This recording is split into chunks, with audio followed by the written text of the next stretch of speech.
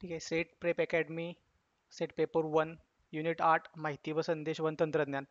या आजच्या लेक्चरमध्ये आपण जॉईन झाला, तुमचं सर्वांचं स्वागत आहे लेक्चरमध्ये.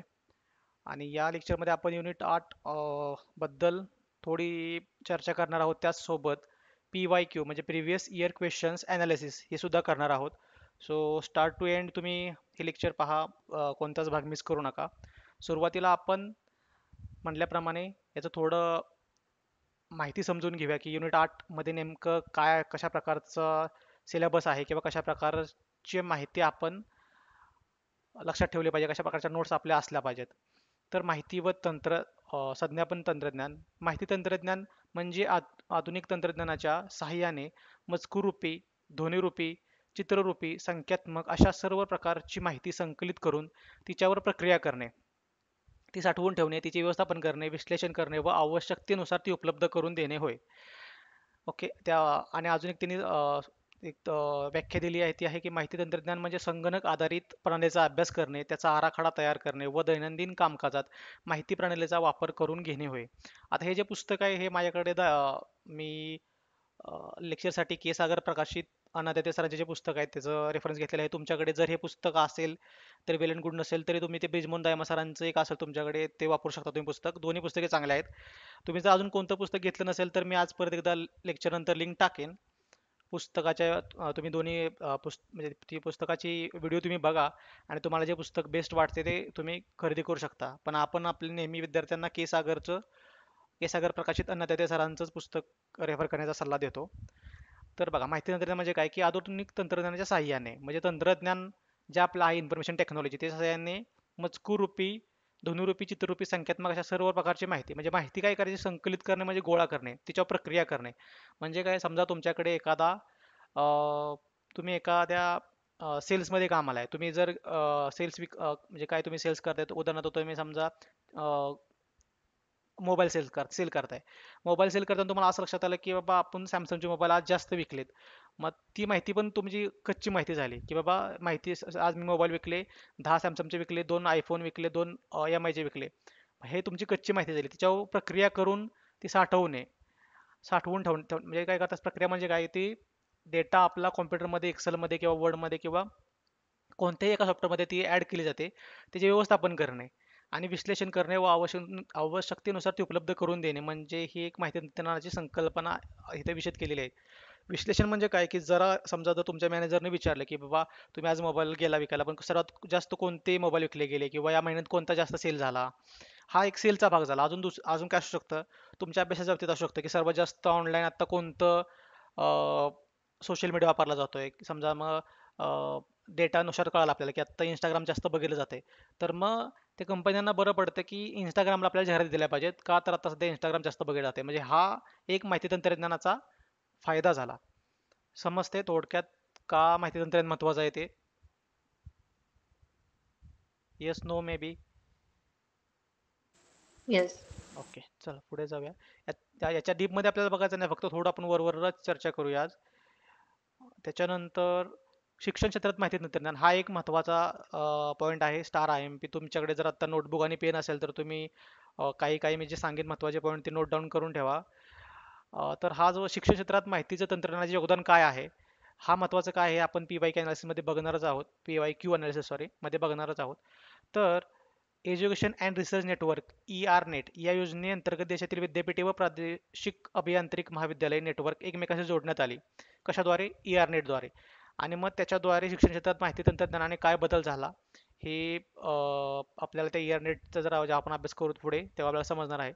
आणि काय तुम्ही सांगू शकता, माहिती तंत्रज्ञानाच्या ह्याच्यामुळे महाविद्यालय एकमेकांशी जोडली गेली, त्यामुळे काय फायदा झाला असेल तर डेटा म्हणतो आपण, किंवा एखादी माहिती हे ट्रान्सफर करणे सोपं झालं माहिती तंत्रज्ञानामुळे, बरोबर का? एका जागेवरून जर समजा पहिल्यांदा एखादा जर रिपोर्ट पाठवायचा असेल आपल्याला पुण्यावरून दिल्लीला, तर मग तो एकतर फॅक्स करा किंवा पोस्टाने पाठवा असं होतं. आता डायरेक्ट स्कॅन केला किंवा फोटो काढला, सेंड केला, ईमेल वगैरे केला की लगेच विदिन मिनिटमध्ये माहिती एका जागेवरून दुसऱ्या जाते, बरोबर? मग हे सर्व कशामुळे शक्य झालं तर माहिती तंत्रज्ञान. आणि शिक्षण क्षेत्रात माहिती तंत्रज्ञान किती महत्त्वाचं आहे याच्यावरच सर्व प्रश्न येतात, कारण की आपला जो सेट जो आहे तो तुम्ही सेट आणि नेट देऊन तुम्हाला पुढे प्राध्यापक क्षेत्रातच करिअर आहे. त्याच्यामुळे शिक्षण क्षेत्रात माहिती तंत्रज्ञानाचं योगदान किती आहे किंवा काय आहे याच्यावर जास्त प्रश्न विचारले जातात. ओके, पुढचा मुद्दा आपण बघूया. इन्फ्लिबनेट. इन्फ्लिबनेट म्हणजे काय? तर information and library network centre. हे UGC द्वारे स्थापित आंतरविद्यापीठ केंद्र आहे आणि हे गुजरात अहमदाबाद येथे आहे. ओके, इन्फ्लिबनेट.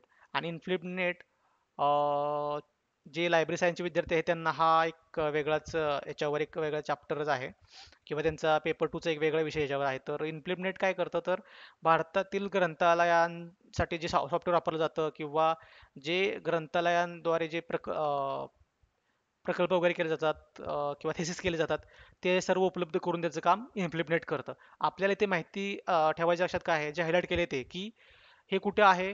अहमदाबाद गुजरात येथे आहे आणि ते कोणी इस्टॅब्लिश केले तर UGC. UGC म्हणजे काय?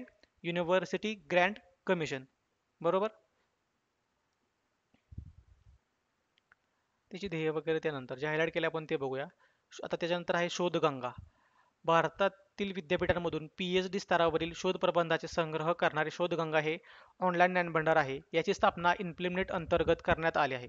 तर इन्फ्लिबनेटनं काय कशाची स्थापना केली तर शोधगंगेची. आणि या शोधगंगेमधून काय होतं समजा जर एखाद्याने रिसर्च पेपर्स तयार केले किंवा PhD स्तरावरील शोध प्रबंध तयार केले तर ते प्रसारित केल्यानंतर ना समजा एक मिनिट, समजा करुणा आहेत आणि रजत आहे या दोघांनी एक आपले काय केलेत PhDचे शोधप्रबंध तयार केलेत बरोबर. परंतु समजा अजून एक अनुराग म्हणून एक विद्यार्थी आहे. त्याने त्याने काय केलं या दोघांच्या अर्ध्या अर्ध म्हणजे रजतचं थोडं आणि करुणाचं थोडं कॉपी करून एक नवीन शोध प्रबंध म्हणजे तयार केलं असं सांगितलं आणि सबमिट केलं. तर त्याच्यातून कॉपी लगेच ओळखता आली पाहिजे. त्यासाठी हे शोधगंगा एक माध्यम इन्फ्लिबनेट यांनी तयार केलेलं आहे. त्याच्यामध्ये काय होतं तर कोणीही जरी समजा अगोदर जे कोण लवकर सबमिट या फिर कोण जे लवकर तयार करेल एखादा प्रबंध तो या शोधगंगामध्ये अपलोड केला जातो आणि त्याच्यानंतर जर त्याच्यातून कोणी चोरी केली तर ते लगेच आपल्याला किंवा विद्यापीठाला समजतं की कारण जे PhD स्तरावरील जे शोधप्रबंध असतात त्याचा खरं माहिती हेच त्याचं कारण जे असतं की विद्यार्थ्यांनी जे PhD चे विद्यार्थी आहेत त्यांनी काय केलं पाहिजे स्वतःहून संशोधन केलं पाहिजे आणि सरकार त्यांना स्वतःहून संशोधन करण्यासाठीच ती PhD डिग्री देत असतं बरोबर. कोण जर कॉपी करून केलं तर त्याला काय अर्थच नाही ना मग असे किती जण करतील बरोबर का. त्यासाठी आता वेगवेगळ्या तंत्रज्ञानाच्या मार्फत याच्यावर कंट्रोल देखील ठेवला जात आहे. तर मग ते कंट्रोल ठेवण्यासाठी शोधगंगा हे एक महत्त्वाचं साधन आहे आणि माहिती तंत्रज्ञान या विभागामध्ये म्हणून याला महत्त्व आहे. ओके, मग लक्षात ठेवायचा मुद्दा परत एकदा शोधगंगा हे कोणी चालू केले तर इन्फ्लिबनेट यांनी चालू केले आणि मग ते काय करतात तर भारतातील विद्यापीठामधून PhD स्तरावरील शोध प्रबंधाचे संग्रह करणारे हे काय आहे ऑनलाईन ज्ञानभांडार आहे. पुढे जाऊया आपण. याच्यात लक्षात ठेवायचं आपल्याला असं आहे की संगणक आणि स्मृतीची एकेके हे त्यांनी अनाथाते सरांनी खूप जास्त दिलंय. आपल्याला एवढं काय बघायची गरज नाही. तुम्ही टेराबाईट पर्यंत जरी व्यवस्थित पाठ केलं किंवा लक्षात ठेवलं तरी चालणार आहे. तर सर्वात महत्त्वाचं एक बीट म्हणजे काय तर सर्वात लहान युनिट असतो हा एक बीट. एक ओके, असे आठ एक बाईट असे 8 बीट आले ना एकत्र की 8 बाईट तयार होतात. 1 2 3 4 5 6 7 8 हे 8 बीट एकत्र जेव्हा येतील तेव्हा हा आपला एक काय तयार झाला बाईट. असे 8 बाईट तयार झाले. असे 1024 म्हणजे हा एक झाला. असे 1024 जेव्हा बाईट्स येतील तेव्हा 1 किलोबाईट तयार होणार म्हणजे काय 1 KB बरोबर. 1024 KB जेव्हा एकत्र येतील तेव्हा 1 MB तयार होणार आहे आणि 1024 MB आल्यानंतर ना 1 GB तयार होतं आणि 1024 GB आल्यानंतर 1 TB तयार होतं. ओके, टेराबाईट.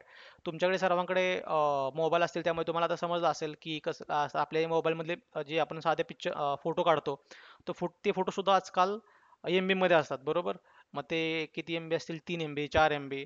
तर समजलं जर तुमच्याकडे समजा एखादा 4 MB चा फोटो आहे तो समजायचं की तो 4000 KB पेक्षा जास्त साईज आहे त्याची. ओके, जेव्हा छोटे मोबाईल होते ते नोकियाचे वगैरे तेव्हा त्याचे फोटोची साईज असायची बघा KB मध्ये असायची 500 KB 600 KB जसं काय कॅमेराची क्वालिटी असेल तसे.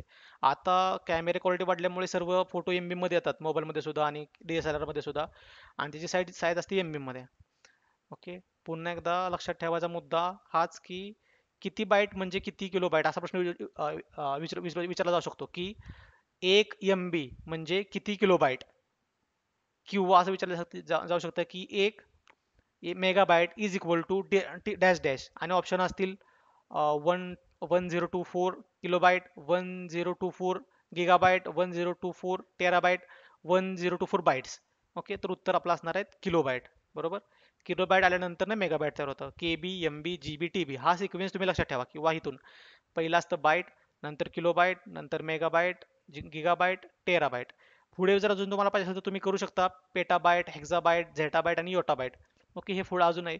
मला नाही वाटत हे टेराबाईटच्या पुढे जातील. का नाही जातील, कारण की आत्ताचे सर्व जे संगणक म्हणजे कॉम्प्युटर्स, लॅपटॉप्स किंवा आपले डिव्हायसेस, आपले टॅबलेट्स वगैरे, मोबाईल्स, हे काय असतात तर सर्व टीबी पर्यंतच मर्यादित आहेत. ओके. अजून एवढे काही पुढे गेले नाही. जे अगदी संशोधन केंद्रात वगैरे जे वापरले जातात त्यांच्याकडे हे पुढचं स्पेसिफिकेशन चालू होतं. त्यामुळे तुम्ही लक्षात ठेवताना वरून लक्षात ठेवा, तुम्ही सर्व लक्षात ठेवलं तरी काहीच प्रॉब्लेम नाहीये. हा सिक्वेन्स लक्षात ठेवा. पहिलं बीट असतं, नंतर ते एट एट म्हणजे 8 बीट एकत्र आले की एक बाईट तयार होतो, आणि मग 1024 बाईट्स आले की 1 किलोबाईट, नंतर मेगाबाईट होतो, गिगाबाईट, टेराबाईट अँड सो ऑन. ओके. त्याच्यानंतर संगणकाचे प्रकार. सुपर कॉम्प्युटर हा जगातील सर्वात शक्तिशाली संगणक आहे.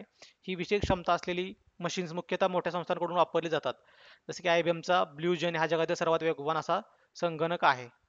ओके. हा प्रश्न येऊ शकतो. IBMचा टिंबटिंबा हा जगातील सर्वात असा संगणक आहे. ऑप्शन असतील ब्लू जेन, परम, डेल 15 असं काहीतरी असू शकतं काय बे. ओके. खाली आहे. हा एक महत्वाचा पॉईंट आहे बघा. भारतातील डॉक्टर विजय भटकर यांनी पहिल्यांदा परम हा सुपर कॉम्प्युटर तयार केला. ओके. हा महत्वाचा का का आहे पॉईंट, हा आपण आता लेक्चरमध्ये पुढे बघणारच आहोत.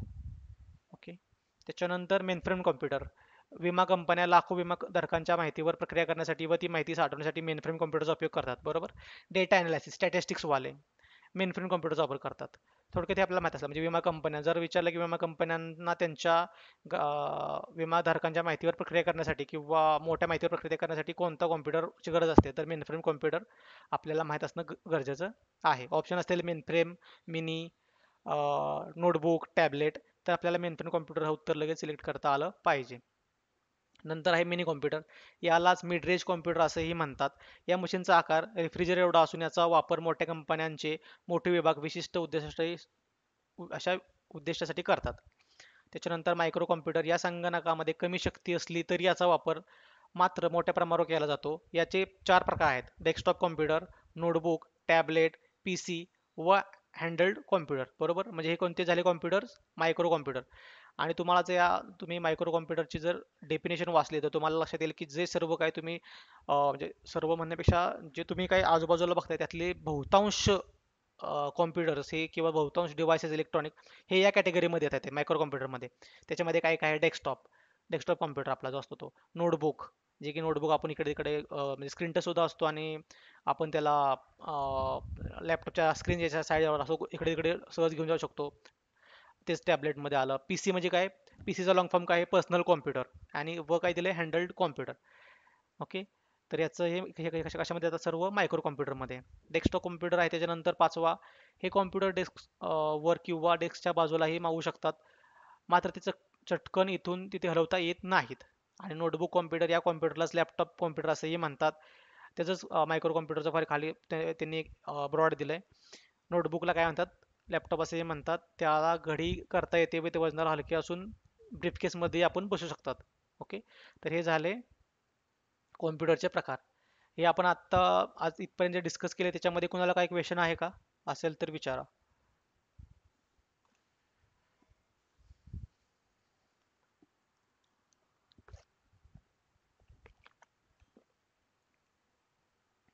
Okay. Will take it as no. पुढे जाऊया. याच्यानंतर महत्त्वाचा याच्यामधील भाग आहे तो संगणकाच्या पिढ्या. ओके. संगणकाच्या एकूण 5 पिढ्या झाल्या आतापर्यंत.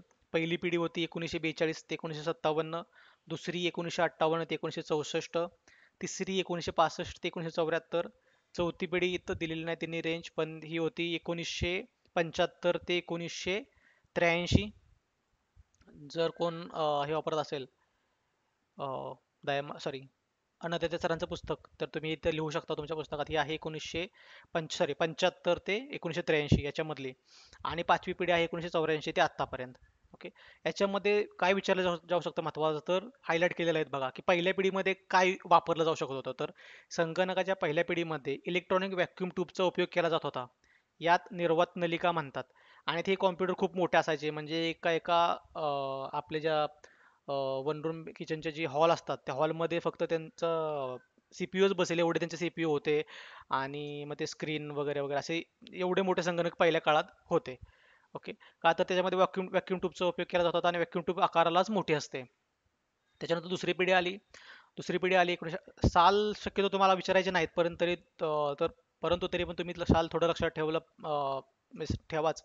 काय 42 ते 57, 58 ते 64, त्याच्यानंतर 65 ते 74, 75 ते 83 आणि 84 ते आत्तापर्यंत पाचवी पिढी. दुसऱ्या पिढीत काय होतं महत्त्वाचा हा प्रश्न आपण टाकला होता टेलिग्राम चॅनलला 2-3 दिवसापूर्वी, की या पिढीमध्ये निर्वात नलिकांऐवजी म्हणजेच काय व्हॅक्यूम ट्यूब याच्याऐवजी ट्रान्झिस्टरचा वापर केला जाऊ लागला. आणि ट्रान्झिस्टरचा वापर केल्यामुळे काय झालं, थोडं ते कॉम्प्युटर आकाराने अजून कमी झाले. म्हणजे पहिले जी एका रूम एवढी त्याचा सीपीयू होता त्याची आकार कमी झाला आणि थोड्या कमी जागेत ते पूर्ण कॉम्प्युटर वापरावे लागले. म्हणजे ट्रान्झिस्टर व्हॅक्यूम ट्यूबचा आकार तुलनेने ट्रान्झिस्टरपेक्षा जास्त असतो, बरोबर. त्याच्यामुळे मध्ये दुसऱ्या पिढीमध्ये आपण त्या ट्रान्झिस्टर वापर केला लागला. साधारण ऑटोमॅटिकली संगणकाची साईज कमी झाली. त्याचबरोबर काय इथं झालं, कोबॉल फोर्ट्रॉन या उच्च पातळीवरील प्रोग्रॅमिंग भाषा विकसित झाल्या. कोणत्या काळात? दुसऱ्या पिढीमध्ये. ओके. अणुऊर्जा उद्योगामध्येही या काळात संगणक वापरले जाऊ लागले. So on. ओके. ते थोडं तुम्ही बघू शकता नंतर. त्याच्यात तिसरी पिढी. तिसरी पिढीमध्ये काय आलं, इंटिग्रेटेड सर्किटचा वापर केला जाऊ लागला. इथं ट्रान्झिस्टर होते, ट्रान्झिस्टरचे रिप्लेस जागा केली त्यांनी इंटिग्रेटेड सर्किट. आणि मग त्याचा वापर उपयोग हे करून शेकडो ट्रालियन्स सिलिकॉन धातूच्या छोट्या पट्टीवर जोडले जातात. हे जुने जर कोणी रेडिओ वगैरे बघितले असतील तर त्यांना ट्रान्झिस्टर सिलिकॉन धातूच्या छोट्या पट्ट्या असतात बघा, त्या दिसल्या असतील तुम्हाला कधी, तर तुमच्याकडे कधी घरात रेडिओ वगैरे जर कोणी खोलले असतील तर या त्यास इंटिग्रेटेड सर्किट असेही म्हणतात. ओके. म्हणजे पहिल्या पिढी मध्ये व्हॅक्यूम ट्यूब, दुसऱ्या पिढीमध्ये ट्रान्झिस्टर, तिसऱ्या पिढीमध्ये इंटिग्रेटेड सर्किटचा वापर होऊ लागला. आता चौथ्या पिढीमध्ये काय झालं तर मायक्रो प्रोसेसरचा वापर हे या पिढीचे महत्त्वाचे वैशिष्ट्य होते. या काळातील मायक्रो प्रोसेसर तंत्रज्ञानामुळे संगणकासाठी अनेक प्रकारच्या इनपुट व आउटपुट साधनांचा वापर सुरू झाला. माहिती साठवण्यासाठी hard disk, compact disk, pen drive आमचा वापर होऊ लागला. या काळातील संगणकाचा आकार खूप कमी असल्यामुळे त्यांचा व्यक्तिगत वापर वाढला. चौथ्या पिढीमध्ये अजून कमी झाली साईज, मायक्रो प्रोसेसर आले. मायक्रो प्रोसेसर आल्यामुळे मग काय झालं, प्रिंटर वगैरे कनेक्ट करू लागत जावले, हार्ड डिस्क जोडता आल्या कॉम्प्युटरला. ओके. असा ही जी उत्क्रांती नंतर झाली. आणि त्याच्यानंतर ही पाचवी पिढी 1984 पासून ते आत्तापर्यंत. आणि ह्या पाचव्या पिढीलाच आता खरं म्हणतात ए आय बेस. म्हणजे तेव्हाच त्यांनी ठरवलं होतं की पाचव्या पिढी आपल्याला ए आय आणायचं आहे. ए आय म्हणजे काय? आर्टिफिशियल इंटेलिजन्स, कृत्रिम बुद्धिमत्ता. आणि कृत्रिम बुद्धिमत्ताच हे माणसांचे प्रॉब्लेम सॉल्व्ह करेल असं तेव्हापासून 84 पासून त्यांचं संशोधन चालू होतं. आणि आत्ता तुम्ही बघत असाल तर आत्ताच्या घडीला चॅट जीपीटी, अजून बरेच ए आय आहेत मार्केटमध्ये, पण chat GPT, open A I, हे चीनचं कोणतं डिपसिक का काहीतरी आहे बघा एक, हे महत्त्वाचे ए आय आहे. तर तुम्हाला आत्ता परीक्षेमध्ये ए आय वर प्रश्न विचारला जाऊ शकतो. त्यामुळे तुम्ही ए आय बद्दल थोडी माहिती घेणं गरजेचं आहे. न्यूजपेपरमध्ये जर एखादं काही ए आय विषयी आलं तर ते तुम्ही तुमची लक्षात ठेवणं गरजेचं आहे. ओके. देतील की तुम्हाला खालीलपैकी कोणता ए आयचा प्रकार नाही किंवा आहे. मग त्यामध्ये चॅट जीपीटी, डीपसेक, ऑफिसचं सुद्धा आहे बघा, हे को पायलट, हे एम एस ऑफिसचं को पायलट म्हणून ए आय आहे. सो आता बरेच आपल्या व्हॉट्सअपला सुद्धा ए आय आहे. व्हॉट्सअपच्या फीचरले तिथं जर तुम्ही डाऊट तिथं असेल तिथं बघितलं तर त्या डॉटवर तुम्ही गेल्यानंतर सुद्धा तुम्हाला समजेल की ए आय आता सगळे यूज होऊ लागलेला आहे. ह्या पाच पिढ्या झाल्या. त्याच्यानंतर महत्त्वाचं आहे सर्च इंजिन्स. सर्च इंजिन्स कोणते कोणते आहेत तर सर्च इंजिन्स ही वेबच्या संरचनेवर आधारित माहिती संग्रहित करतात व त्याचा वापर करून संपूर्ण इंटरनेट व्यापणारी व्यापारी व अफाट संख्या असणारे वेब पेजेस शोधतात. गुगल हे सर्वात जास्त वापरले जाणारे सर्च इंजिन आहे. काही लोकप्रिय सर्च इंजिन आहेत त्यामध्ये याहू, अल्टा विस्टा, बिंग. ह्या पुस्तकात दिलेलं नाहीये अनादित्य सरांच्या, ते इथे मी दिलेलं आहे बघा. बिंग एक सर्च इंजिन आहे. खोज, गुरुजी, वेब एक्सप्लोरर, हॉटबॉट इत्यादींचा समावेश होतो. ओके. तुम्हाला प्रश्न विचारताना असा विचारतील की खालीलपैकी कोणते सर्च इंजिन नाही, आणि मग ते यामध्ये ऑप्शन असतील गुगल, बिंग,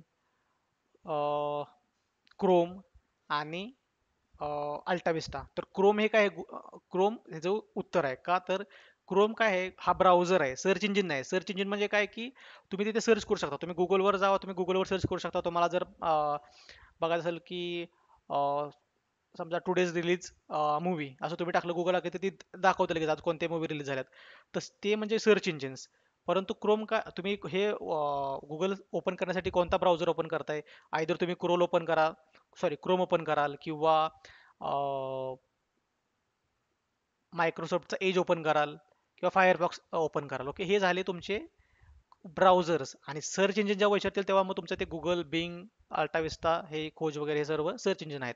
तर सर्च इंजिन आणि ब्राउझर याच्यामधला फरक फरक तुम्हाला समजून घेता आला पाहिजे. ओके, काय क्वेश्चन आहे का कोणाला इथपर्यंत?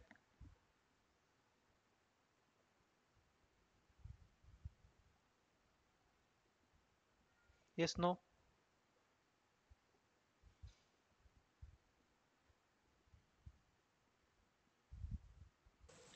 No. चालेल, पुढे जाऊया आपण. Social information sites. थोड्या सोशल साइट्स आपण आता बघणार आहोत इथे, कोणते पण महत्त्वाच्याच आहेत त्या आपण घेतलेल्या आहेत. तर पहिली आहे व्हॉट्सअप. तर व्हॉट्सअपची निर्मिती 2009 मध्ये ब्रायन ॲक्टन व जॅन कोम या दोन अमेरिकन व्यक्तींनी केली. कॅलिफोर्नियाच्या माउंट व्ह्यू या शहरामध्ये मुख्यालय असलेल्या व्हॉट्सअपला 2014 मध्ये फेसबुक कंपनीने विकत घेतले.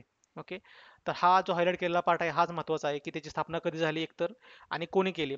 ब्रायन ॲक्टन व जॅन कोम या दोघांनी या दोन अमेरिकन व्यक्तींनी व्हॉट्सअपची स्थापना केली 2009 मध्ये. आणि 14 साली मार्क झुकरबर्ग यांच्या फेसबुक कंपनीने त्यांना व्हॉट्सअपला विकत घेतलं.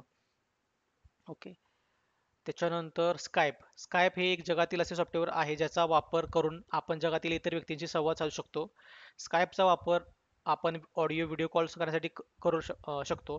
स्कायप चॅट ऑडिओ व व्हिडिओ कॉलची सेवा विनामूल्य पुरवते. स्कायपचा वापर करून अतिशय कमी दरात आंतरराष्ट्रीय फोन व SMS करता येतो. हे स्कायप पूर्वीचं सर्वात जास्त वापरलं जाणारं असं सॉफ्टवेअर होतं की ज्यावेळी कॉम्प्युटरवरून एकमेकांना व्हिडिओ कॉल केले जायचे, व्हिडिओ कॉल किंवा ऑडिओ कॉल केले जायचे. समजा जर आपल्या इथे कसं होतं की समजा आपल्या देशाला देशात जर कॉल करायचा असेल तर आपण करू शकत होतो मोबाईलवरून कॉल. आणि समजा जर मी महाराष्ट्रामधून एखाद्या व्यक्तीला राजस्थानमध्ये कॉल केला तर त्याला ते रोमिंग वगैरे लागायचं. आणि असे म्हणजे आणि व्हिडिओ कॉल तसलं तर तेव्हा प्रकारच नव्हता मोबाईलवर, आपल्या साध्या मोबाईलवर. परंतु स्काईपद्वारे तुम्ही महाराष्ट्रातून अमेरिकेत किंवा एखाद्या दुसऱ्या राज्यात पण तुम्ही कॉल करून व्हिडिओद्वारे तुम्ही बोलू शकत होता. आता काय झालं, आता खूप प्रमाणात इंटरनेटचा जाळं पसरल्यामुळे आता आपल्याकडे बघा गुगल मीट आहे. आपलं लेक्चर आता गुगल मीटवर चालू आहे. तुम्ही जर कॅमेरा ऑन केला तुम्हाला दिसू शकता, मी तुम्हाला दिसू शकतो. आपण ऑनलाईन आता ऑडिओमध्ये बोलतोय, व्हिडिओमध्ये पण बोलू शकतो. MS टीम्स आहे, MS म्हणजे मायक्रोसॉफ्ट टीम्स. ह्या काय आहेत, हे आता नंतर हे इन्व्हेन्शन झालेले स्कायप सारखे सॉफ्टवेअर मी तर नमूद केलेले आहेत. ओके, पुढचं बघूया आपण ब्लॉग. एखाद्या व्यक्तीला आपले विचार व ज्ञान लोकांपर्यंत पोहोचवण्यासाठी वेबसाईटचा उपयोग करता येतो. पण वेबसाईट तयार करणे, ती प्रकाशित करणे याचा खर्च अधिक असल्याने ब्लॉग या ऑनलाईन माध्यमाचा वापर करता येतो. समजा एखादी व्यक्ती आहे, ती कविता खूप छान करते आणि त्याला वाटलं की आपल्या कविता आपल्याला इंटरनेटवर टाकायच्यात. तर एक ब्लॉग स्पॉट म्हणून एक ब्लॉग आहे बघा. ब्लॉग स्पॉटचा वापर करून तुम्ही तुमच्या नावाचा, समजा ABC पर्सनचं नाव आहे तर ABC .blogspot.com अशी वेबसाईट तुम्ही तयार करू शकता ब्लॉग स्पॉटवर जाऊन. आणि त्याच्यावर किंवा ए पोएट्री ABC असा एक तुम्हाला जर पाहिजे असेल तर नाही का, कवी आहे मी आणि ABC आणि .blogspot.com असे तुम्ही एक तुमची वेबसाईट तयार करू शकता. आणि त्या ब्लॉगवर तुम्ही तुमच्या कविता लिहू शकता किंवा जर तुम्हाला गोष्टी लिहायची आवड असेल तर तुम्ही तुमच्या गोष्टी लिहू शकता किंवा तुम्हाला असे वेगवेगळे विचार मांडण्याचे लेख लिहायची आवड असेल तर तुम्ही ते लेख प्रकाशित करू शकता. आता सोशल मीडियावर ते खूप आलेलं आहे की तुम्ही आता व्हॉट्सअपवर टाकू शकता पोस्ट, फेसबुकवर टाकू शकता पोस्ट.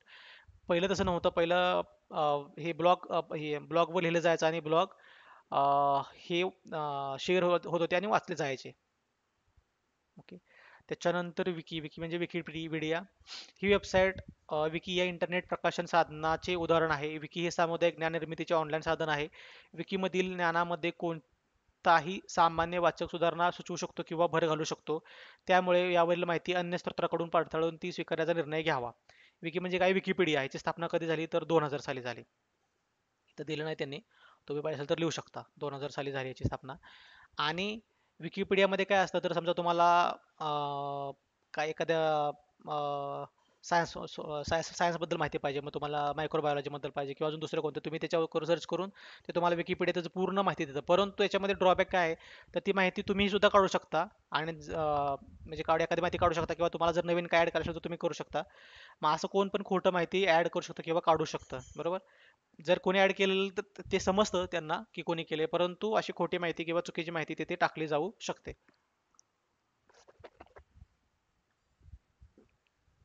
नेक्स्ट आहे पॉडकास्ट. कधी कधी आपण युट्यूबवरील दृकश्राव्य माहिती ऐकण्यापेक्षा फक्त श्राव्य माहिती ऐकण्यास पसंती देतो.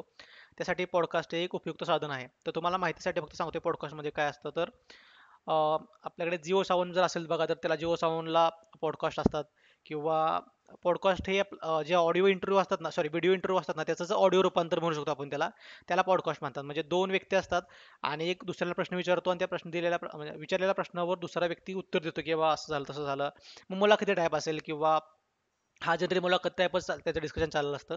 आणि हे ऑडिओमध्ये फक्त श्राव्य माहिती ऐकण्यास पसंती देतो. म्हणजे फक्त श्राव्य साधन ह्याच्यामध्ये माहिती उपलब्ध असते. दृकश्राव्य नसते. दृकश्राव्य झालं तर मग ती व्हिडिओ झाली, बरोबर का. फक्त पॉडकास्ट हा फक्त श्राव्य स्वरूपात उपलब्ध असतो. पुढे जाऊया आपण. पुढचा आहे फेसबुक. मार्क झुकरबर्ग याने फेसबुकची सुरुवात 2004 मध्ये केली. कधी केली? 2004. फेसबुक एक लोकप्रिय सोशल नेटवर्किंग संकेतस्थळ आहे. यामध्ये व्यक्तीस आपले खाते तयार करून आपल्या ओळखीचे मित्र, मैत्रिणी, शिक्षक, नातेवाईकांशी संवाद साधता येतो. 2012 मध्ये इंस्टाग्राम आणि 14 मध्ये व्हॉट्सअप प्रणाली विकत घेतली सॉरी यांनी. ह्यांनी काय केलं, इंस्टाग्राम हे 2012 मध्ये विकत घेतलं आणि व्हॉट्सअप 2014 मध्ये विकत घेतलं. ओके, इंस्टाग्रामचं स्थापना कधी झालेली? 2010. ओके, पुढे बघूयाच आपण. आणि लगेच त्यांनी 2 वर्षात फेसबुकनं काय केलं, इंस्टाग्राम विकत घेतलं आणि पुढे जाऊन व्हॉट्सअप सुद्धा त्यांना वाटलं की हे पुढे हिट होईल, त्यामुळे त्यांनी 14 मध्ये व्हॉट्सअप सुद्धा विकत घेतलं. ओके. एक्स म्हणजे काय? ट्विटर. पूर्वी जे ट्विटर ह्याचं नाव होतं, एलॉन मस्कने ही ट्विटर ही वेबसाईट विकत घेतल्यापासून त्याचं नाव एक्स केलं. आणि तुम्हाला माहित असेल, तुम्ही न्यूजमध्ये बघितलं असेल, तेव्हा बरेच प्रमाणात लोकांचे जॉब्स वगैरे गेले होते. त्याने एलॉन मस्कने बरेच जणांना कामावरून सुद्धा काढलं होतं. तर ऑक्टोबर 22 मध्ये एलॉन मस्कने ही कंपनी विकत घेतली. काय कितीला घेतली आपल्याला काही गरज गरज नाही.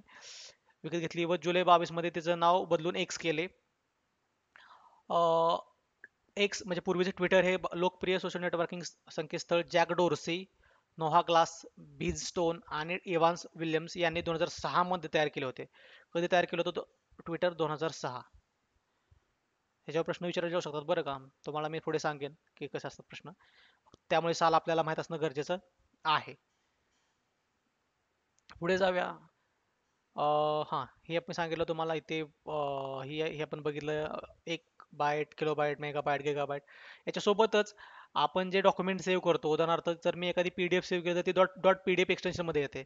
एखादी वर्ड फाईल केली मी सेव्ह, तर ती डॉट डी ओ सी मध्ये किंवा dot D O C X मध्ये येते. त्याच्याबरोबर जर मी एखादी इमेज सेव्ह केली तर ती इमेज माझी काय जनरली असते PNG, JPG, G I F. हे काय झाले, इमेजचे प्रकार, स्टोअरचे प्रकार झाले.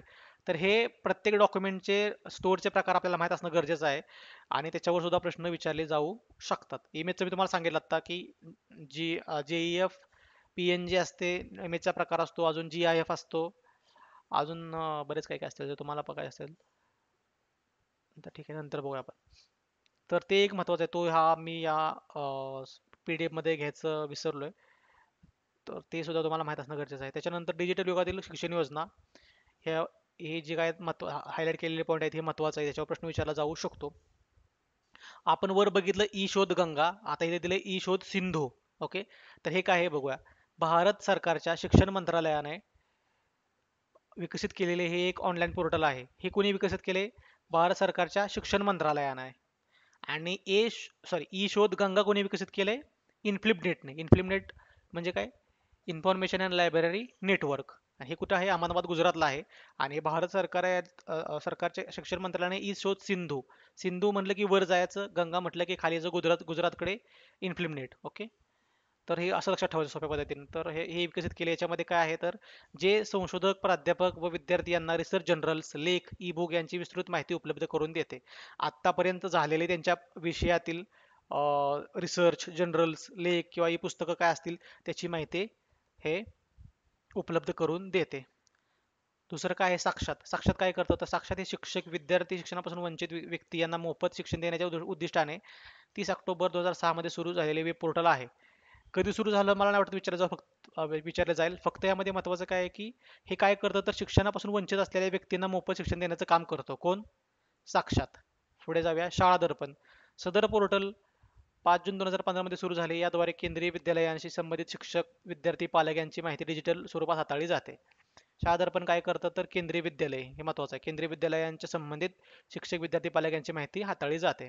असं तुम्ही नोट्स काढू शकता. शाळा दर्पण इज इक्वल टू काय केलं जातं तर केंद्रीय महाविद्यालयातील संबंधित शिक्षक, पालक यांची माहिती हाताळली जाते. That's it. पूर्ण लिहायची काही गरज नाही. ओके. ई पाठशाळा काय करतो तर या वेब पोर्टलवर NCERT कडून विविध इंग्रजी, हिंदी, उर्दू विषयांची पुस्तके, ई बुक्स, फ्लिप बुक्स उपलब्ध करून दिली जातात.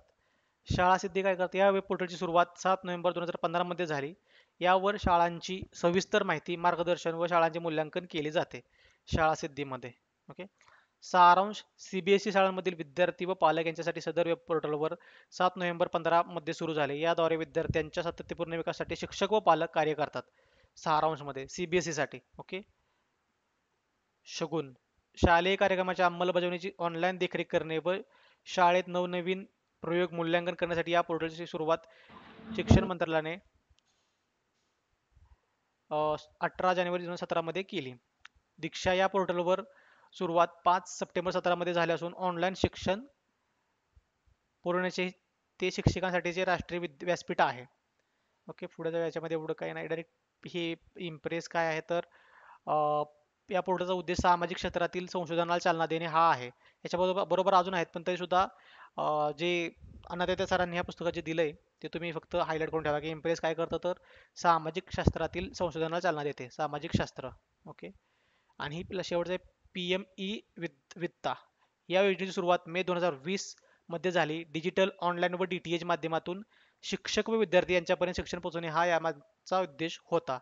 ई वित्ता आणि DTH म्हणजे काय direct to home. Digital, online व डायरेक्ट टू होम माध्यमातून. डायरेक्ट होम म्हणजे ज्या काय आपल्या फ्री चॅनल्स आहेत त्या चॅनलचा वापर करून शिक्षण पोहोचवणे हा याचा उद्देश होता. AI मी तुम्हाला सांगितले AI बघून ठेवा. AI बद्दल आपण ऑलरेडी डिस्कशन केलं आहे. यासोबत अजून काही पोर्टल आहेत. सरळ आहे पोर्टल, पवित्र पोर्टल आहे. हे आपण विभाग 10 मध्ये पुढील लेक्चरमध्ये बघणार आहोत. पण त्याच्या संबंधित प्रश्न सुद्धा कधी कधी फ्लिप होतात. विभाग 8 मध्ये सुद्धा ते प्रश्न येऊ शकतात. ओके. ते सुद्धा नोट्स करताना तुम्ही विभाग 8 मध्ये नोट्स केले तरी चालेल किंवा विभाग 10 मध्ये तुम्ही त्या नोट्स सरळ पवित्र वेबसाईट काय करतात त्याच्या नोट्स ठेवले ते चालेल. विभाग 10 आहे तुमचा हायर एज्युकेशन सिस्टीम. ओके. त्याच्यामध्ये हे परत दोन्ही म्हणजे अन्नदाते सरांच्या पुस्तकात आणि दायमा सरांच्या पुस्तकात सुद्धा दिलेलं आहे. ओके. त्याच्यानंतर आपण याच्यातला शेवटचा जो म्हणजे डिस्कशन मधला भाग आहे त्याच्याकडे आणि मग नंतर PYQ कडे आपण वळणार आहोत. तर याच्यामध्ये काय दिले मी काही शब्द संक्षेप म्हणजे थोडे शॉर्टकट आणि त्याचे फुल फॉर्म हे आणलेले आहेत. तर हे तुमच्या पुस्तकामध्ये खूप सारे आहेत परंतु हे तुम्हाला आत्ताच्या स्क्रीनवर दिसत आहेत ना हे फुल फॉर्म तुम्ही लक्षात ठेवणं गरजेचं आहे. हे मी जे शक्यता आहे विचारतील ते मी लिहून काढलेले आहेत.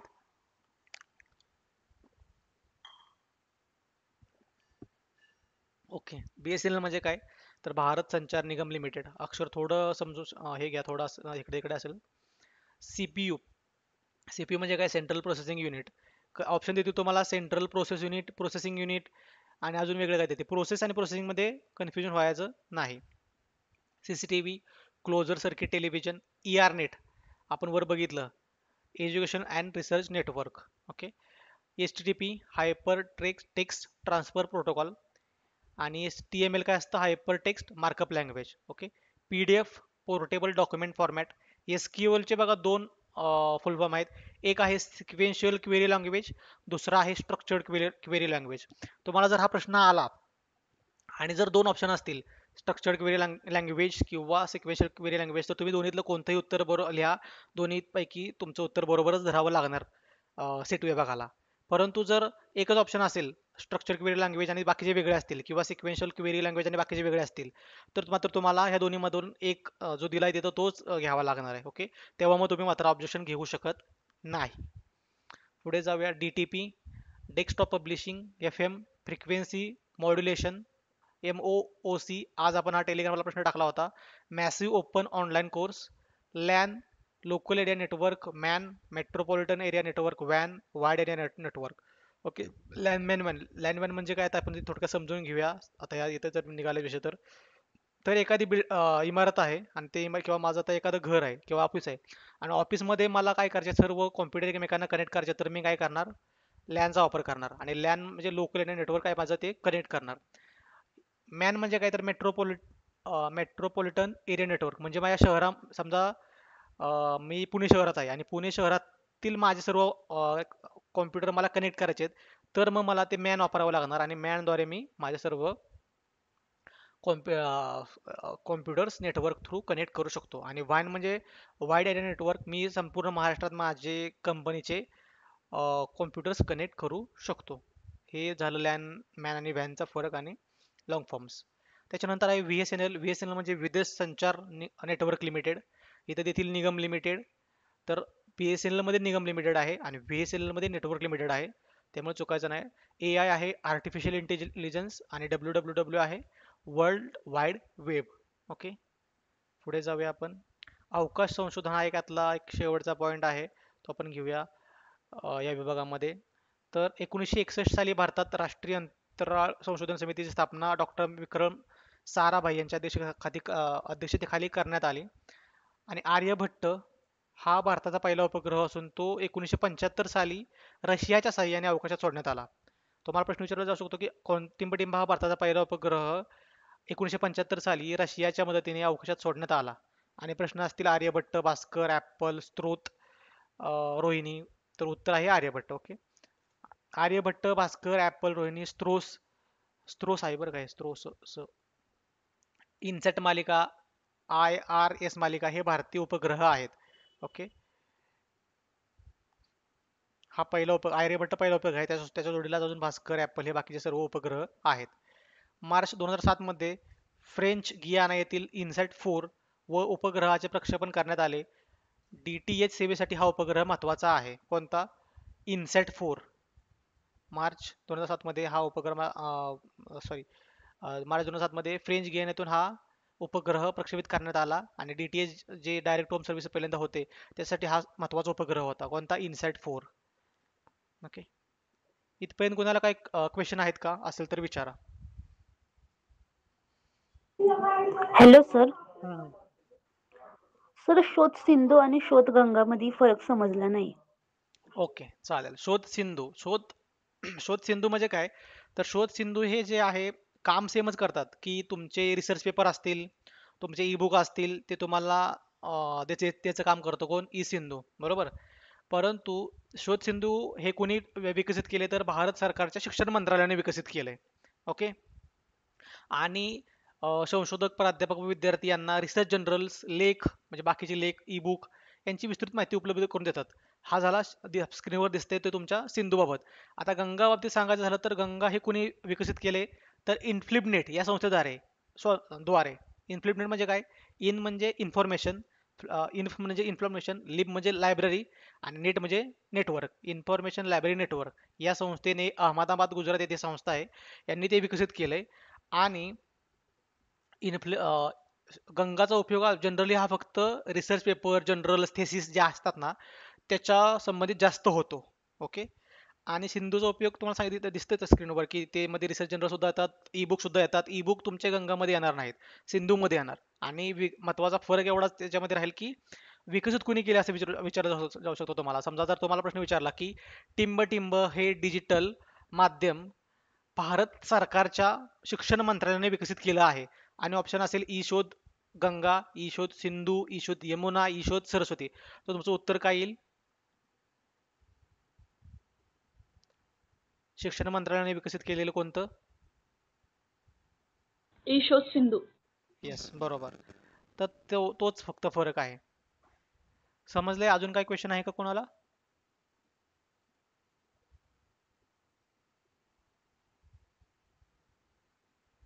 ठीक. तर एक सूचना सर्वांना, की आपले टेलिग्राम चॅनल आहे सेट प्रेप अकॅडमी, आणि व्हॉट्सअपचा ग्रुप आहे, तो जॉईन केला असेल तर करा. सर्व इथून पुढच्या अपडेट्स आणि लेक्चरची माहिती मिळण्यासाठी तो ग्रुप तुम्हाला जॉईन होणं महत्त्वाचं आहे. तिथे वेगवेगळे अपडेट येणारच आहेत.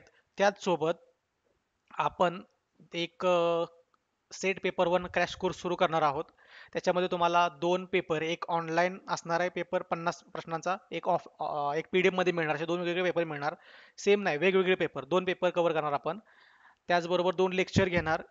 दोन्हीमध्ये तुम्हाला सिलेबस मध्ये पेपर वन मध्ये जे विभाग आहेत 1 ते 10, ह्या विभागांची माहिती प्लस परीक्षेला जाताना काय तयारी करावी, आणि जर तुमचे काय क्वेश्चन अँड आन्सर असतील आणि त्या क्वेश्चन अँड आन्सर मध्ये तुमचे पेपर 2 संबंधी सुद्धा जर काय आपण मदत करू शकलो तर ते असे आपण एक बॅच सुरू करणार आहोत. आणि शक्यतो याचे लेक्चर्स रविवारी राहणार असतील. जे काही कोण याची आपण फी सुद्धा ठेवणार आहोत. तुम्ही मला व्हॉट्सअपला मेसेज करून सांगा प्रत्येकाने की तुम्ही किती फी, जास्त नाही फी पण घेणार, लिमिटेड 500 पर्यंतच घेणार होतो. पण तुम्ही जे काय 500 पर्यंत फी अफोर्ड करू शकता ते मला तुम्ही मेसेज करून सांगा की सर एवढे एवढे आम्ही करू शकतो अफोर्ड. त्याच्यावर तसं सर्व म्हणजे तुमच्या प्रतिक्रियानुसार मग ती अनाउन्समेंट पुढे केली जाईल. आणि त्याच्यामध्ये मी तुम्हाला सांगितलं की दोन पेपर, एक ऑनलाईन एक ऑफलाईन मिळणार. त्याच्यानंतर लेक्चर्स मिळणार तुम्हाला दोन. त्याच्यामध्ये तुमचं युनिट 1 व पेपर क्रमांक 1 ते 10 पूर्ण घेतला जाईल. पेपर जाताना काय तयारी करावी आणि पेपर 2 संबंधी तुमचे काय प्रश्न आणि उत्तर असतील हे सर्व कव्हर केले जाणार आहेत. शिवाय जे विद्यार्थी ॲडमिशन घेतील त्यांना आपण रेकॉर्डिंग लेक्चर्स सुद्धा परीक्षेपर्यंतच फक्त चालणारी, त्याच्यानंतर ते संपणार. 15 जूनला आपली परीक्षा आहे तोपर्यंत चालणार अशी आपण देण्याची व्यवस्था करणार आहोत. ओके, चला आता पुढे जाऊया आपण यातील आजच्या व्हिडिओच्या लेक्चरमधील महत्त्वाचा भाग, तो म्हणजे सेट पेपर वन विभाग 8 माहिती व संदेशवन तंत्रज्ञान PYQ अनालिसिस. PYQ म्हणजे प्रिव्हियस इयर क्वेश्चन अनालिसिस. तर सेट 2019चे आपण 5 प्रश्न बघूयात की कशा संदर्भातील 5 प्रश्न होते.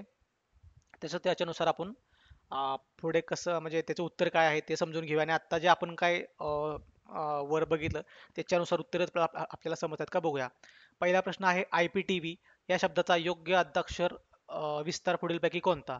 थोडक्यात IPTVचा लॉंग फॉर्म काय.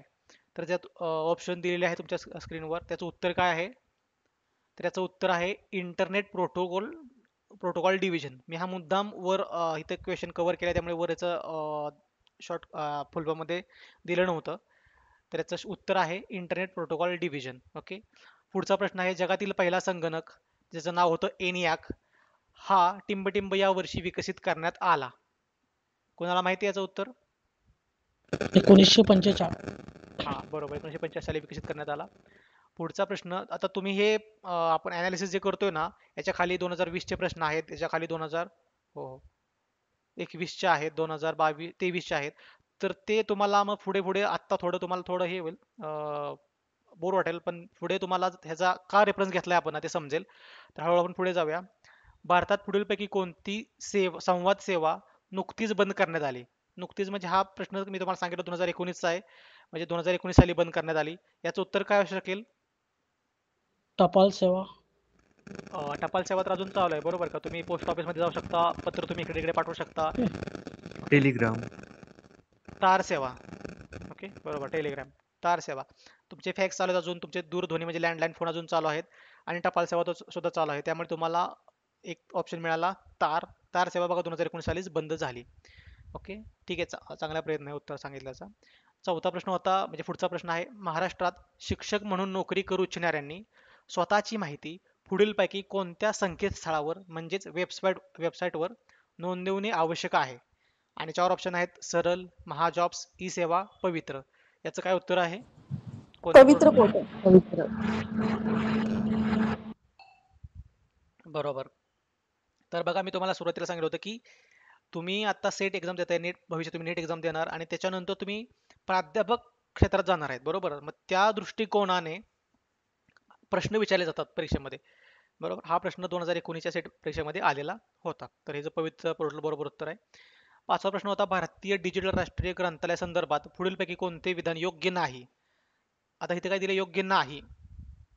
ओके, तर याचं उत्तर आहे हा केंद्र सरकारच्या तंत्रज्ञान विभागाचा प्रकल्प आहे. ओके, योग्य नाही. बाकी हे जे आहेत ना, एक खिडकी शोध सुविधा असलेला हा शैक्षणिक संदर्भ साहित्याचा आभासी साठा आहे. आभासी म्हणजे व्हर्च्युअल. ओके, हे ग्रंथालय दिव्यांग अभ्यासकांना सहजपणे वापरता येते. असे येते डिजिटल ग्रंथालय दिव्यांगांना सहजपणे वापरता येते.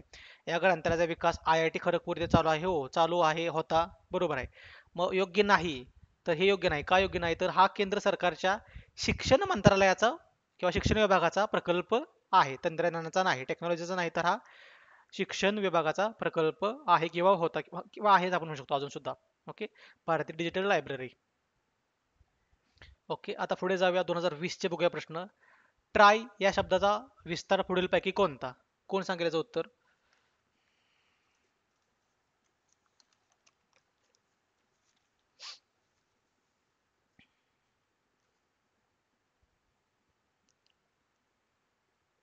तर त्याचं उत्तर आहे telecom regulatory authority of India. Okay, try. पुढचा प्रश्न बघा. भारतात माहिती तंत्रज्ञान कायदा केव्हा अंमलात आला? ओके, तर याचं उत्तर आहे 2000. 2000 साली काय झालं? माहिती तंत्रज्ञान कायदा हा अंमलात आणला गेला.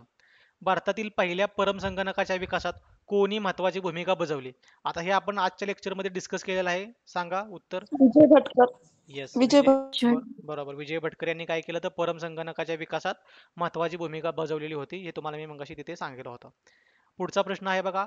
महाराष्ट्र सरकारने सर्व शाळांना सर्व विद्यार्थ्यांची माहिती पुढीलपैकी कोणत्या संकेतस्थळावर नोंदवणे अनिवार्य केले आहे? सरल. बरोबर. तर हे पण आपण वर बघितलं तर हे ज्या काही सरल आहेत, पवित्र पोर्टल आहे, सारथी किंवा शालार्थ, या ज्या अजून ते अपार आय डी कार्ड वगैरे जे काही संकल्पना आहेत, ह्या काय आहेत विभाग 10 मध्ये सुद्धा रिपीट झालेल्या आहेत. त्यामुळे इथे आपण जास्त डिस्कस केले नाहीत. आपण जेव्हा विभाग 10चं लेक्चर घेणार तेव्हा ते आपण त्या इन डिटेलमध्ये डिस्कस करणार आहोत. परंतु बघा, म्हणजे तिकडचे प्रश्न सुद्धा विभाग 8 मध्ये येऊ शकतात. त्यासाठी तुम्हाला ते माहीत असणं गरजेचं आहे. आभार आय डी कार्ड जे आहे, मी त्या दिवशी आपल्या व्हॉट्सअप ग्रुपला त्याचा मजकूर टाकला होता. ते सुद्धा तुम्ही या वर्षी बघा, त्याच्यावर प्रश्न विचारला जाऊ शकतो. तर ते काय आहे, ते कशासाठी काढतात, हे तुम्ही वाचून लक्षात ठेवणं गरजेचं आहे. बरोबर. इथे बघा, मी तुम्हाला सांगतो आता हे का म्हणतोय मी ते. पुढचा प्रश्न आपण पहिल्यांदा घेऊया. भारतातील उच्च शिक्षणाच्या क्षेत्रातील डिजिटल पुढाकार योजनेत पुढीलपैकी कशाचा समावेश होतो? National school of digital arts, national academic depository, central data of Indian universities आणि डिजिटल विद्या. ओके, तर याचं उत्तर आहे डिजिटल विद्या. नो, याचं उत्तर आहे नॅशनल अकॅडमिक डिपॉझिटरी. ओके, तर आता मला सांगा, हा याच्यावर तुम्हाला काय फरक कळला का? तर हे बघा, सेट 19च्या परीक्षेत काय झालं होतं? पहिला प्रश्न काय होता? IPTV आणि त्याचं काय सांगा? विस्तार सांगा. सेट 20 मध्ये काय होतं? ट्राय आणि त्याचा काय सांगा? विस्तार सांगा. बरोबर. तुम्ही जर 21चा प्रश्न बघितला पहिला, AR नेटचा काय सांगा? विस्तार सांगा. 23चा प्रश्न काय? HTML चा विस्तार सांगा. म्हणजे काय होतंय? पहिला प्रश्न विभाग 8 मधील पहिला प्रश्नच आपल्याला असा विचारतात की तुम्हाला विस्तार सांगा असं विचारलं आहे. एखाद्या 4 अक्षरांचा किंवा एखाद्या संक्षिप्त रूपाचा तुम्हाला विस्तार सांगायचा आहे. तर मी जे तुम्हाला इथे हे वर दिलेत, हे तर तुम्ही आठवणीने करून जावा. ह्यातील एखादा येऊ शकतो असं माझं हे स्पेसिफिकली हा MOOC massive open online course हा येऊ शकतो.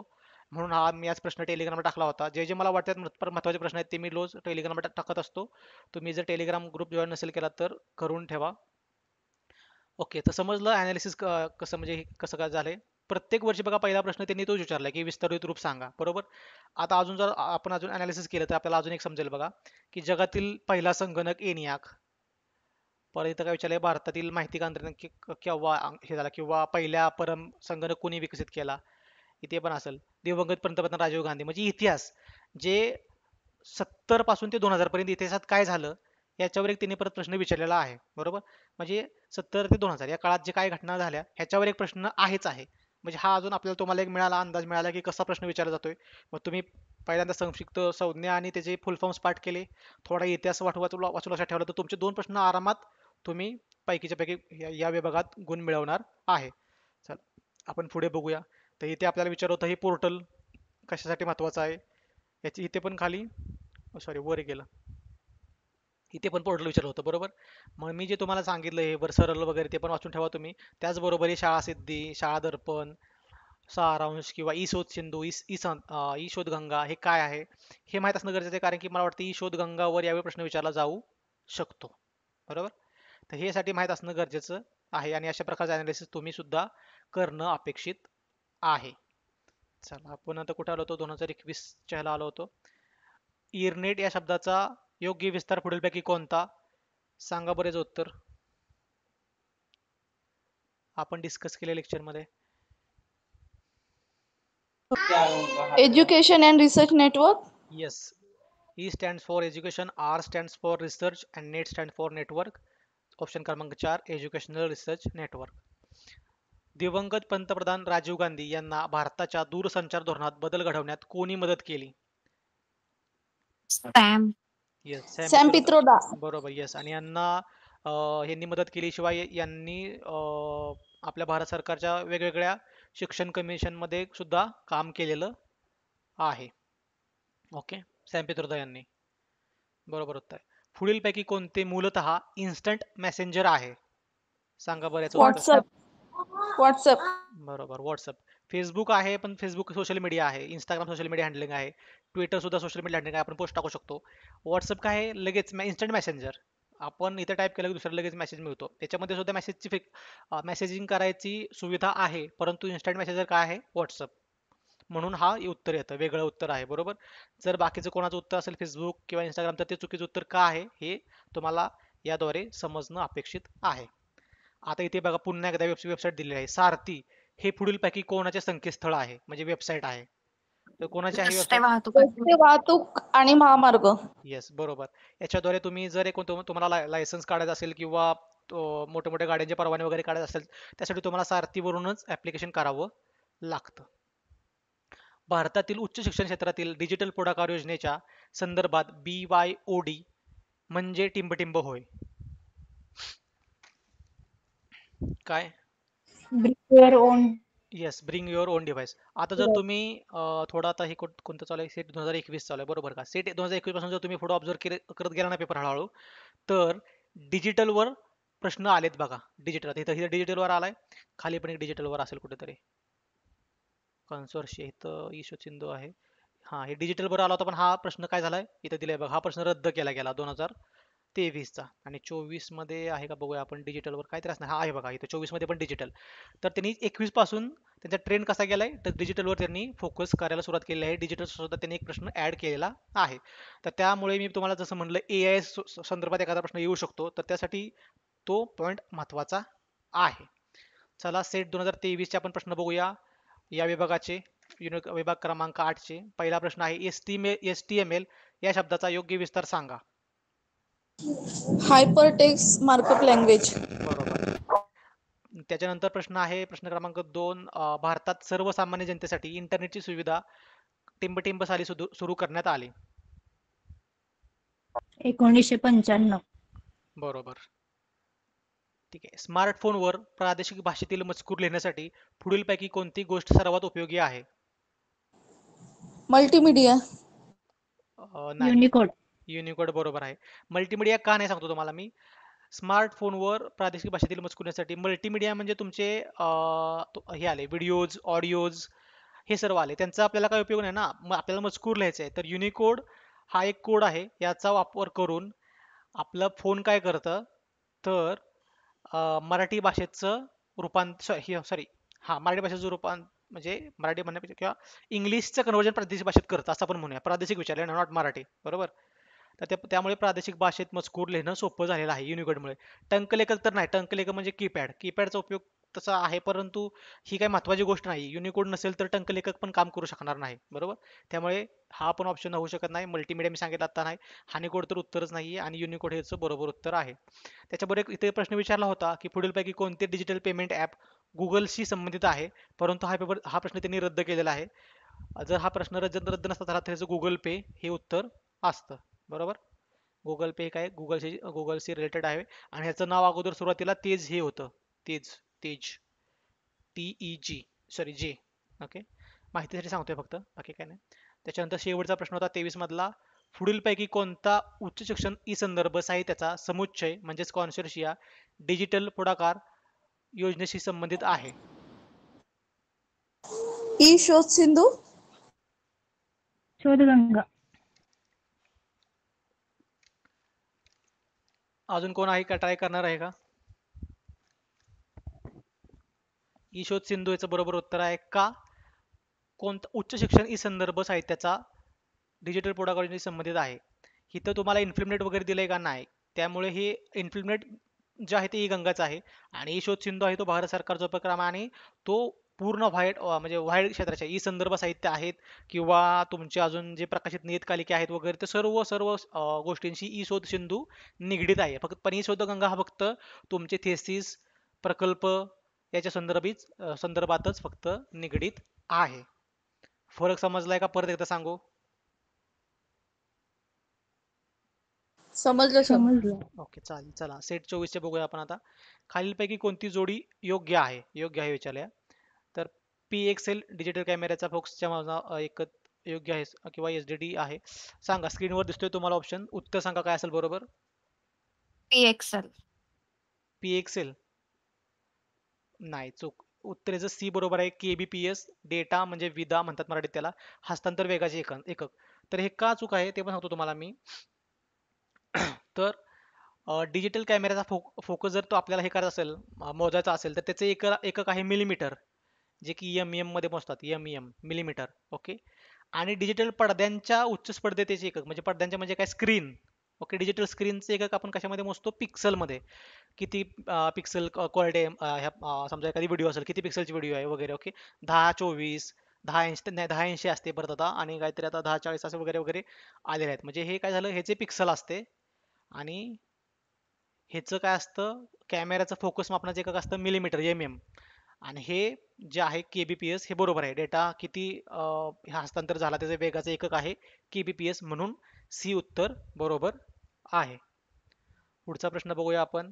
HTTP ऐवजी HTTPS अशी अक्षरे, इंग्रजी अक्षरे ऍड्रेस बार मधील असणारी वेबसाईट जेव्हा तुम्ही वापरता तेव्हा तुम्ही B. बी एक B. सुरक्षित संपर्क जोड वापरत असता. S stands for security. बरोबर. HTTP म्हणजे काय? Hypertext transfer protocol. बरोबर. आणि HTTPS म्हणजे hyper text transfer protocol security. S stand for security. Okay. चला पुढे जाऊया.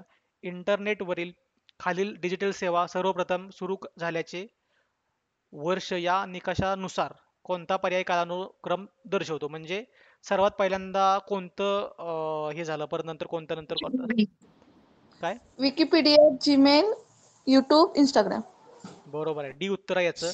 मला सांगू शकता का कोण, विकिपीडिया कधी सुरू झालं?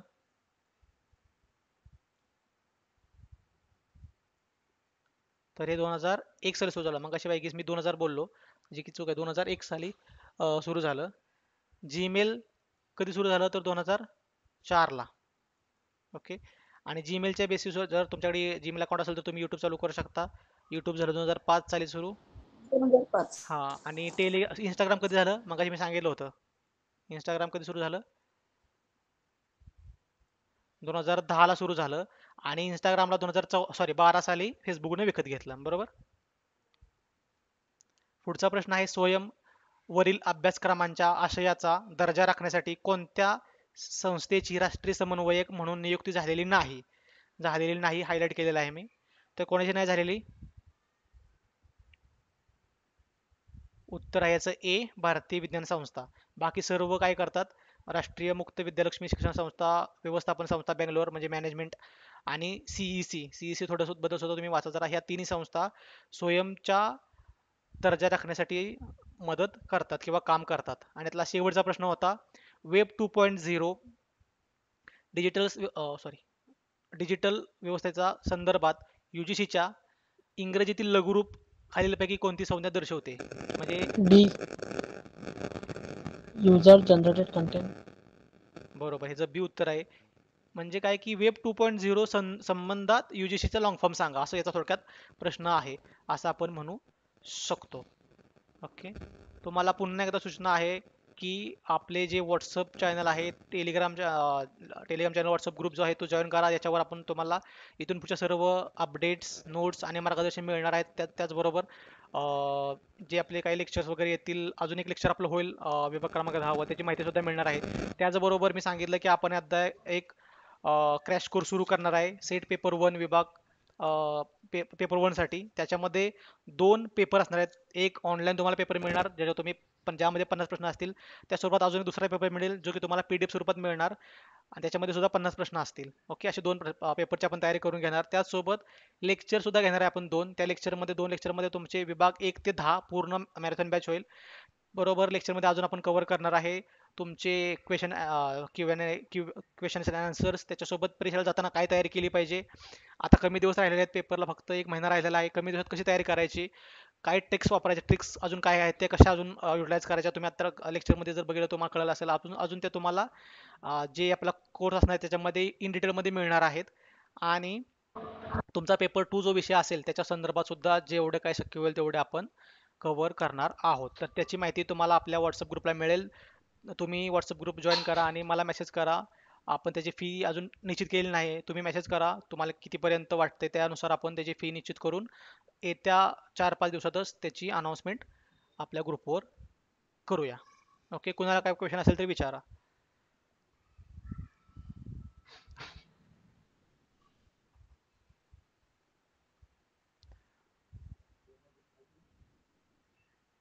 टेस्ट सिरीज दररोज राहील का सर? हा, टेस्ट सिरीज 2च राहतील. आणि त्याच्यामध्ये सर्व विभागावर प्रश्न असणार आहेत. आणि जसा जसा पेपर असतो ना तुमचा सेटचा, तसा पूर्ण पेपर राहील. आणि प्रत्येक विभागावाईज जे मला वाटतं ते महत्त्वाचे क्वेश्चन्स आहेत तेच क्वेश्चन तिथे मी टाकणार आहे. ऑलरेडी क्वेश्चन्स काढायचं काम, एक पेपर तयार आहे, एक पेपर काढायचा अजून मला. सो महत्त्वाचे क्वेश्चन्स घेणार आहे. त्यामुळे 2 करतोय मी, एकच पेपर करणार होतो, परंतु माझ्याकडे प्रत्येक विभागाचे एक्स्ट्राचे 3-3 प्रश्न, 2-2 प्रश्न किंवा 4-4 प्रश्न तयार आहेत. त्याच्यामुळे मग 2 पेपर करणार आहे. एक तर मी ऑनलाईन टेस्ट देणार आहे तुम्हाला, त्याच्यावर तुम्हाला ऑनलाईन करायचे, आणि एक PDF मध्ये पाठवणार, ते PDF वर तुम्ही ते करू शकता. त्यासोबत जर लेक्चर तुम्हाला जॉईन करायला नाही जमलं तर ॲडमिशन घेतल्यानंतर जे विद्यार्थी ॲडमिशन घेतील त्यांना रेकॉर्डिंग सुद्धा परीक्षेपुरतं आपण सेशन, मी सर्वांनाच परीक्षेपुरतं रेकॉर्डिंग सेक्शन प्रोव्हाइड करणार आहोत. परंतु जे घेतील त्यांनाच युजर आय डी पासवर्ड देऊन, ते म्हणजे जे कोर्स विकत घेतील त्यांनाच ते आयडी आणि पासवर्ड उपलब्ध राहतील. फीज किती राहील सर? फीज अजून निश्चित नाही करण्यात आली. तुम्ही मला व्हॉट्सअप, तुम्हाला कितीपर्यंत जे आहे ना कसं वाटतंय तुम्हाला, सर 2 पेपर तुम्ही घेणार आहे, 2 लेक्चर घेणार आहे, तर त्याची फी साधारणतः एवढी ठेवा असं मला व्हॉट्सअपला तुम्ही मेसेज करा. मी व्हॉट्सअपला जे एक पोस्ट टाकेन ना त्याच मेसेजला मला रिप्लाय करा, पर्सनल रिप्लाय. किंवा मी व्हॉट्सअप ग्रुप थोडा वेळ ओपन करेन उद्या वगैरे, तेव्हा तुम्ही टाकू, तुमच्या प्रतिक्रिया तिथे टाकू, कळवू शकता.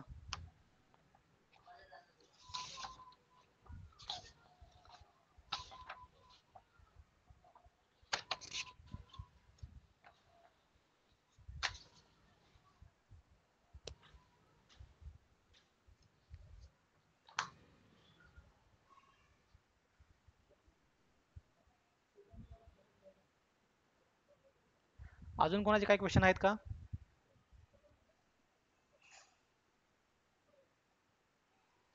नाही तर थांबूया आपण इथं. तुम्हाला जर आजचं सेशन संपलेलं आहे